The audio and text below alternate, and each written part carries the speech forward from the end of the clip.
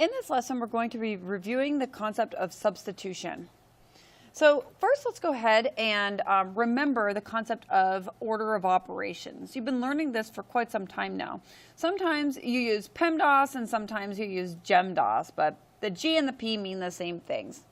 The GP represents the groupings of symbols. So we are normally used to using parentheses, but you could also use brackets. And a division bar also represents groupings. And I'm going to add a couple more here. A square root is a type of grouping, and also absolute value is a type of grouping. So you're always going to do that first when solving or when evaluating an expression. The second thing you're going to do is you're going to do the exponents, something like 4 to the third power. Remember, 4 is the base number and 3 is the exponent. 4 is being multiplied by itself, however many exponents that you see. So we see 3. So 4 times 4 times 4. The third thing you're going to do is multiplication or division. Do the one on the left side first. So you're going to be going from left to right. So if you happen to see division first, that's what you're going to do. Then the final step in order of operations is addition and subtraction. So you're going to, again, do the one that's on the left first, just like you're reading a book from left to right. All right, let's go ahead and just remember a concept here that we learned quite a long time ago. When you see the expression 3n, 3n means 3 times n. That's a multiplication. But you can put those two together and it's a little simpler to write. So just reviewing the steps for simplifying, the first thing we're going to do when simplifying an expression is substitute the variables with the number.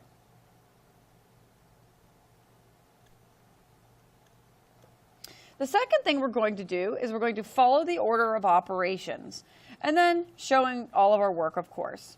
Let me go ahead and walk you through one of these examples at the bottom. Let's look at number 1.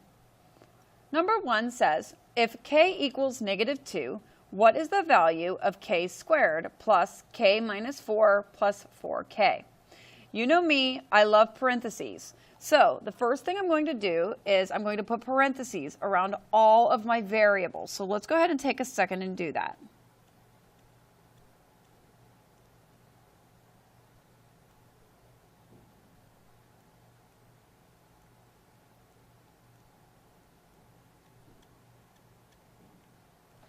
Now that we've done this, take a look and see our first little part of the expression, k squared. Notice that the square is outside of the parentheses.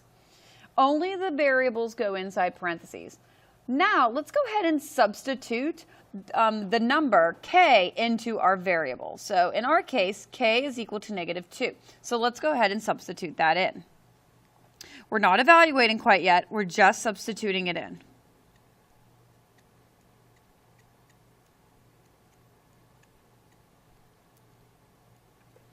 Now that we've substituted it in, we're going to use our order of operations to evaluate. So, first thing I'm going to do is parentheses. So, I have a couple sets of parentheses here, but you're looking for parentheses that has something inside that can be simplified down.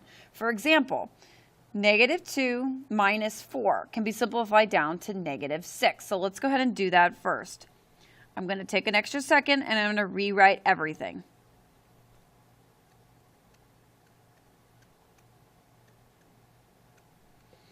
All of the other sets of parentheses at this point just have a number inside. They can't be evaluated or simplified down.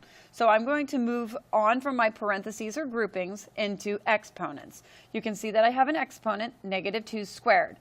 -2 squared evaluates down to -2 times -2 gives us 4. So I'm going to go ahead and write that down. Notice how I'm doing each step all by itself.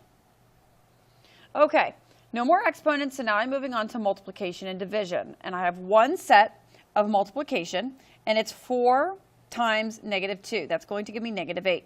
So I'm going to go ahead and write that down.